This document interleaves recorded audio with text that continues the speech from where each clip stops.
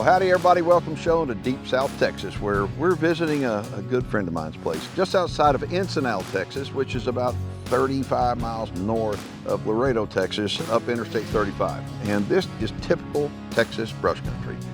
Now, the first time I came out here, I introduced y'all to Sandy Linedecker. Sandy is a friend of mine. She's also a professional veterinarian. And Sandy and her partner, Donnie, they were in the whitetail business and made a name for themselves big time in the whitetail business. And most people want to be deer farmers or are deer farmers. Well, Sandy and Donnie made a decision that kind of changed direction of what's going on the ranch here. And so this time I come down and I'm super excited because I know that they don't have whitetail deer in their pens anymore. They've made a big decision, and what they're doing now is raising exotic animals. Today's show is going to cover why they got out of the whitetail business and how much they're enjoying the exotic business.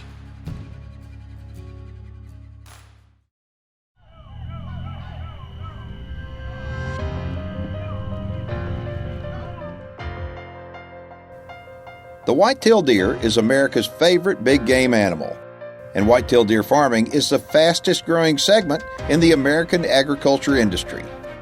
Our program's mission is to dive into the world of deer farming and discover why tens of thousands of Americans compete to create the biggest bucks in the world. And by the biggest bucks, we don't just mean the size of the antlers. The financial investment opportunities produced even on small parcels of rural land will blow you away. Join me as we discover how whitetail genetics, deer auctions, animal husbandry, and so much more drive the deer farming industry. My name is Keith Warren, and this is Deer and Wildlife Stories. So anybody who raises animals like we do, okay, whether you're a deer farmer or whether you're an exotic farmer, you got to kind of be a shade tree vet. The reason why is you have to be prepared to be able to help these animals out. Every animal's going to need help from time to time. Being a shade tree vet isn't near as good as being a real vet, and Sandy is a real vet. And I mean, if you visit Critter Care Veterinary Clinic in Laredo, Texas, you'll find out that Sandy, she's a rock star. But Sandy is unlike any veterinarian I've ever known because she works on such a variety of animals. Welcome to Critter Care Veterinary Clinic. I'm Dr. Sandy Linedecker, and we're ready for adventures any day, anytime. You name it, we treat it. All creatures great and small. I'm a veterinarian, 29 years now, graduate of Texas A&M University. My first love is exotic animals, and just kind of do a little bit of everything here. Oh, we also have a baby bobcat. We're bottle feeding it. That came in as a rescue. A couple weeks from now, we'll be a full-fledged kitten running around the clinic. Dr. Linedecker is really good with them. She goes above and beyond, not only for her patients and her staff, but also for her clients. And I really enjoy this part. She's huge in her community. It's part of what makes her a great vet, and also just a really great person to know and to work with. You can't imagine what comes into this clinic. Every day, something new. For example, today we saw a possum. We're fixing to trim hooves on a javelina. I'm trying to stick him with this needle and push the syringe. The javelina is a very dangerous animal. They are very aggressive.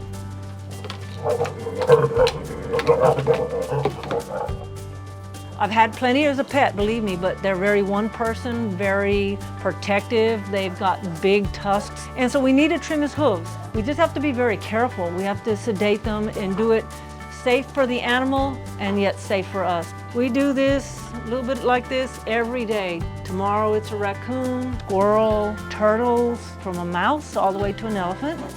Elephants has only been one. That was plenty. And I know it kind of sounds funny, but people around here call Sandy Dr. Doolittle, and it's real easy to see why. I guess I got famous because I come out on the commercial, so I just like to do fun stuff, and I care and I want to treat whatever I can help. Makes it an adventure. We are not an everyday vet here. You name it, we got it. I own Cactus Country Ranch. We have an exotic ranch here with some other species as well.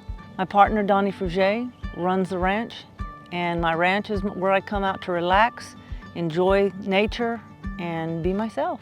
It's a beautiful morning here, April, South Texas, and I'm so excited. Keith Warren, my good buddy's on his way out, so we can check out some of the wildlife and exotics that are out here.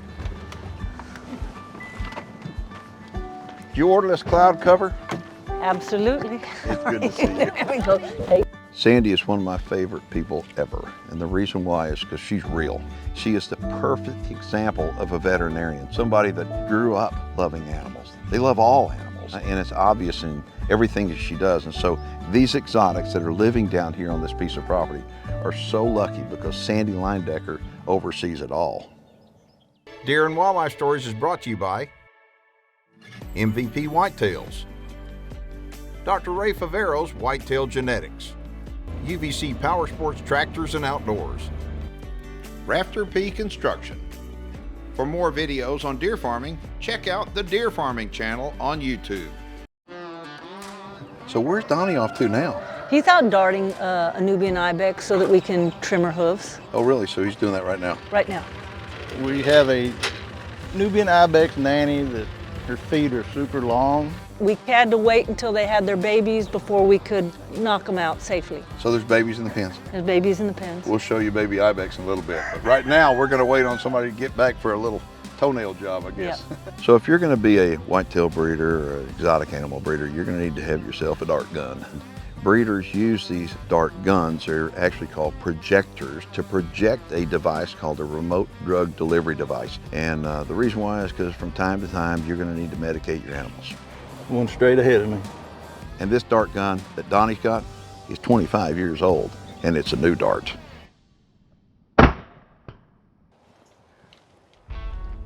Okay, now that we've darted the nanny, we'll give her around 10 minutes to go down.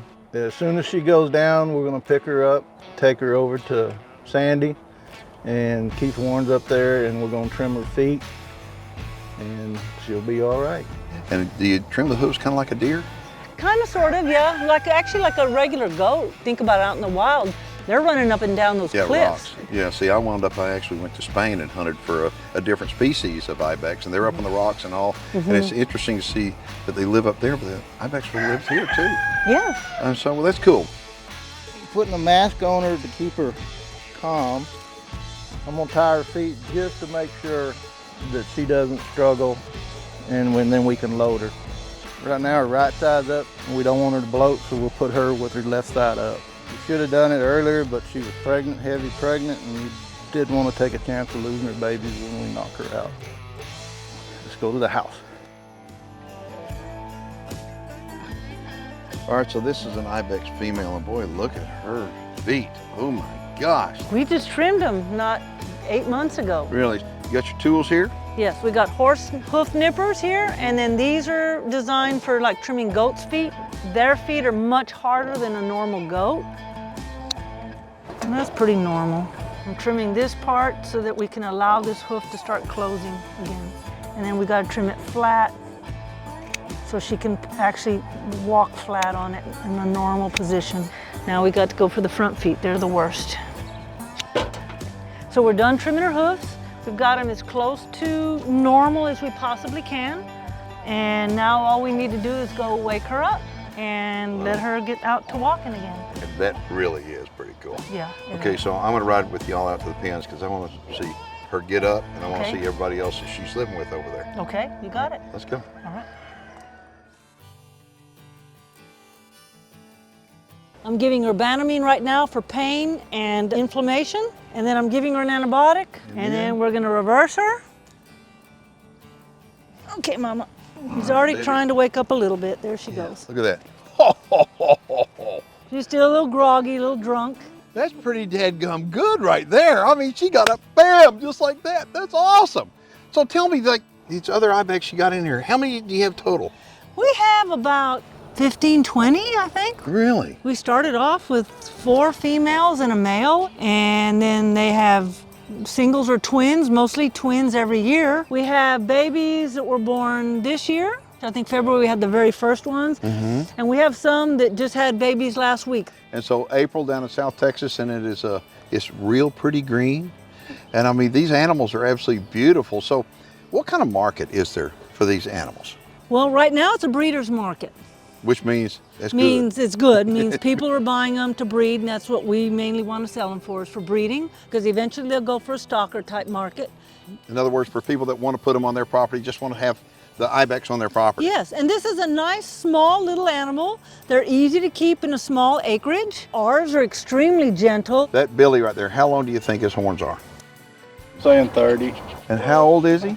He's a 5-year-old now. He's not done growing. No, Really? not by a long shot. The market, it's a breeder's market. It's really, Yes, sir. really good. You're not regulated by Texas Parks and Wildlife for these animals, are you? No, sir. That's got to be a blessing. Yes, sir. Okay, so if somebody wants more information about coming out here and seeing not just the ibex, but any of these other animals, you got sable and gemsbuck, you got all kinds of exotics. Yes. Give them a phone number on how to get a hold of you. 956-744-0774. So Donnie is literally out here every day. Yes. Okay, he's out here every day. Meanwhile, Sandy is in Laredo at Critter Care. And Yeah. she's taking care of all kinds of critters. Yes. All right, so can we go see some sable now? Yes, absolutely. Let's go. Let's go. Well, she ran off, and let's go. I want to see some sable. All right, let's go.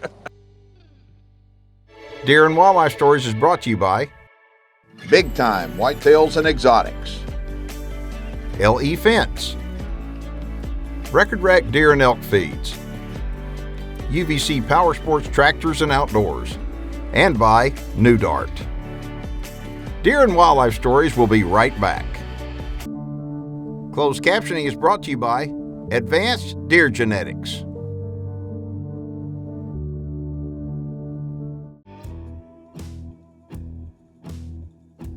If this doesn't look like Africa, I don't know what does. It does, doesn't it, Look at though? this. This is beautiful. It Look does. at the sable out here. I mean, anybody that travels to Africa, especially big game hunters that travel to Africa, we see sable often, but it's not unusual to see people, exotic breeders, that raise sable here. And how many do you have, Sandy?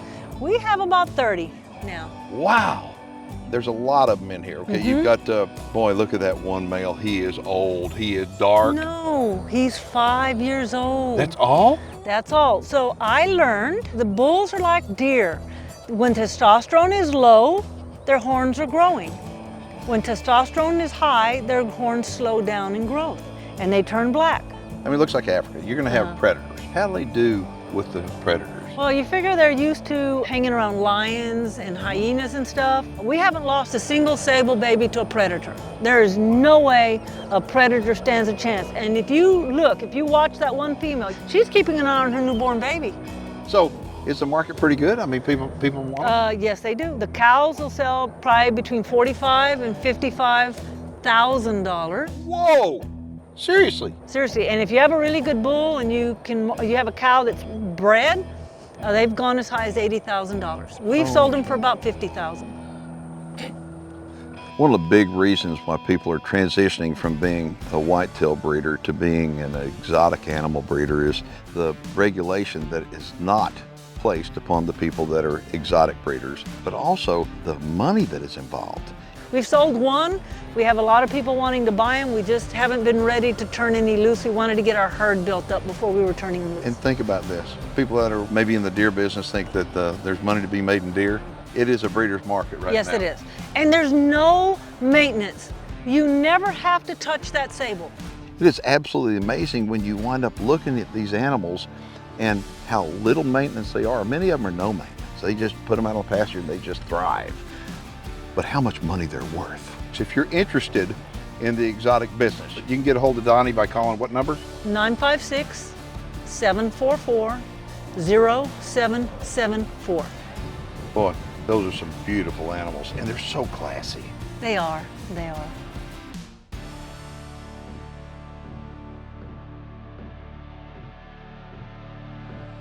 Exotic animals, for the most part, these animals are just calm, period. And they spend some time with them, but it's not the time that you have to spend like with a white-tailed deer. But as far as some of these animals go, they do bottle raise some animals. These Nalechwe are very endangered. We need to nurture these animals, we need to raise them, take care of them, versus these animals becoming extinct. So conservation, that word gets thrown around a lot these days. And I want to tell y'all something. I think that it's really important for us to explain to people that it's our love of the animals that not just draws us out to hunt them and to raise them, but to take care of the habitat where the animals live. Everything has to be managed. Breeding them here in Texas, we can actually hopefully introduce some of them back to Africa where they are very endangered due to lack of habitat, loss of habitat. Once you lose habitat, you'll lose the animals forever. And once the habitat's gone, it's gone, whether it's in Africa or whether it's in South Texas. Now that's a Nile lechwe. Yes, sir. Okay, now, so that's a male, isn't it? Uh-huh. Yeah. How old is he? He's very young. He's I a know. little over a year old, year and a half maybe. He's young, but is he all alone in here? No, he's got his girlfriends in here too. So those girls are out someplace else? Yes. Okay, but he's over here saying hi, but look at the coloration on him. So how big will he get? Quite long, quite long. He's The way the horns just go They up like that. curve and they Beautiful. go around just like that. Yeah. As he ages though, he'll also get a white spot. That mane, that golden mane will get less and he'll have a big white spot like where his shoulder blades are in that area. So the market for Nile lechwe, is it pretty good? It's very good. They're very few. They're endangered. Really? Very, very few. And so you take a look at the habitat here, it's absolutely beautiful and the weather is perfect for them. And do they do pretty good here? Yes, and then if you notice there's a stock tank right there that they are like a lot of water. We've had 100% offspring. They're a little bit harder to come by than the reds, which is why we went with them. And I know like with some of the other exotics, for example, the Dama gazelles, we're breeding them and they will ship them to Africa and they're trying to restock some of the areas that they're native in Africa. I think that is so cool. That is a story that is not being told by a lot of people. What's that white thing just went back behind him? Those are Dama gazelles. Really? Uh-huh. Do you still have that Dama that you raised when I was here last time? Yes. Bottle raised? Yes, I do. Well, let's go see some. You got it. Let's go. Deer and Wildlife Stories is brought to you by Union Hill Whitetails, the North American Deer Registry, New Dart, and the North American Deer Farmers Association. For more videos on deer farming, check out the Deer Farming channel on YouTube. Now some great information on fencing from our friends at LE Fence.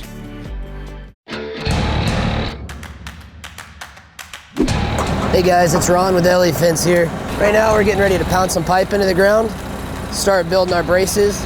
This first pipe right here is going to be one of our gate hinge posts. So we're going to drive this pipe extra deep. We're going to go probably 6 feet in the ground just about. All we're doing is using a hydraulic king hitter attached to the back of a 3-point on our tractor. So right now he just leveled to make sure he's hitting it square. And all he's going to do is just gradually hammer this pipe into the ground until we hit resistance. So here in a minute it's going to keep going down pretty quick and then it's going to hit the ground and just start going real slow. That's when we hit resistance and know when we have solid ground that the pipe's into.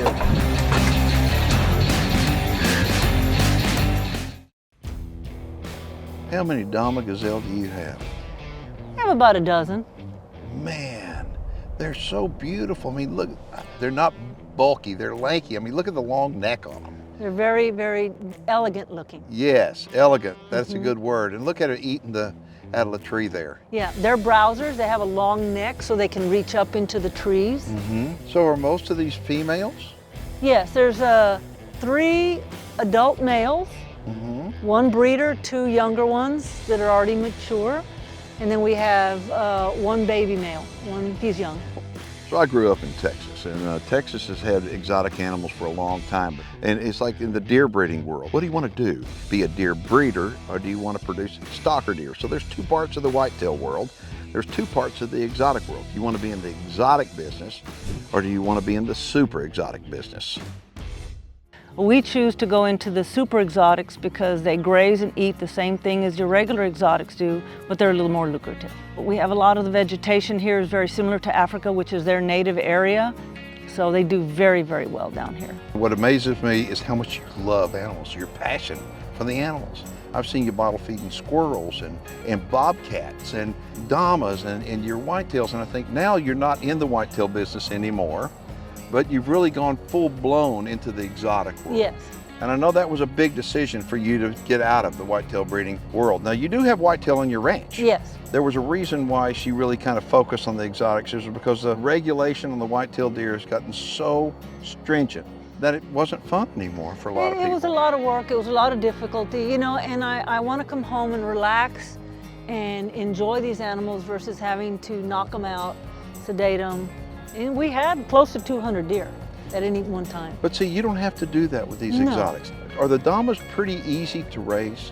They're a little more difficult than like the sable and the gemsbuck. They're a little more delicate, and they have a variation in color too. If you notice, some of them have a little more white, and then if you look at that breeder male, he has only one horn, but he's really orange, has a lot of that dark rust color, a lot of variation. Very popular. So what just walked in there with them? That's a Grant's gazelle. Really? Now they look totally different. Yes. So value-wise, talk about a Grant's gazelle versus the Dama gazelle. On these exotics, the market is in the female. Okay. Because the female is producing the offspring. Right now, the value is about $35,000 for a female. Really? And they're very delicate, yes. Oh my goodness. Damas, when you breed a Dama, do they have one offspring? Only one offspring. Only one, and they breed every year then? Once a year. And what about the Grant's gazelle? How often do they breed and how many do they have? I believe that they probably only have singles as well. I bought one EWA. Okay, that's the Exotic Wildlife Association. Just like in Texas, there's the Texas Deer Association and the Deer Breeders Corporation. There's also the Exotic Wildlife Association. It represents exotic breeders like Sandy, but basically every exotic breeder is going to be a member of EWA, and there's a reason why, because we're all working together to help each other out. That's correct. These are beautiful animals. So you've got some gemsbuck. Yes. Let's go look at some gemsbuck. You got it. I'm driving this time. All right. The reason why I was driving is you're kind of crazy woman driver. The advice that I'd give you if you were interested in getting exotic animals would be find somebody that you can trust. Visit some exotic ranches.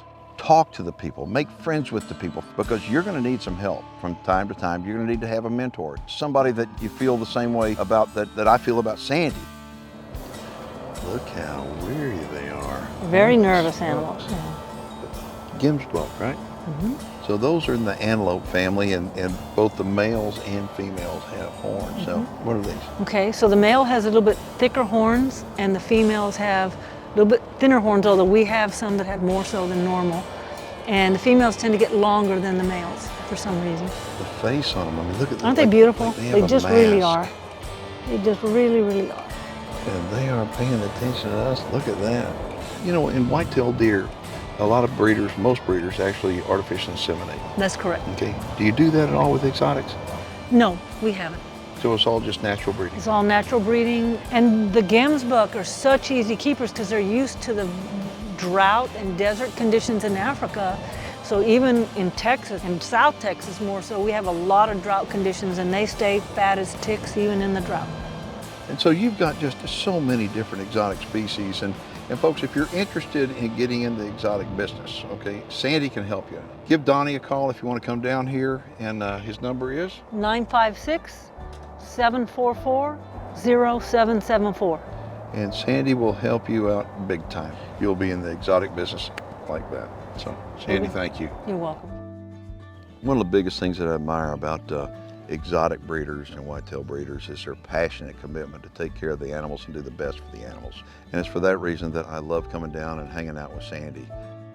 Sandy's my vet, but more importantly, she's my friend. Can I give you a hug? When I hug Sandy, the warmth, it's there. I mean, it's real. And that's the reason why people at the clinic love her customers love her, the animals love her, and I love her. And y'all are my friend for watching. I appreciate you watching. If you're watching online, you know what to do. Leave a comment and all that kind of good stuff. And make sure to subscribe to our channel. If you're not watching online, head on over to the Deer Farming channel. My name's Keith Warren, and I'll see you next time.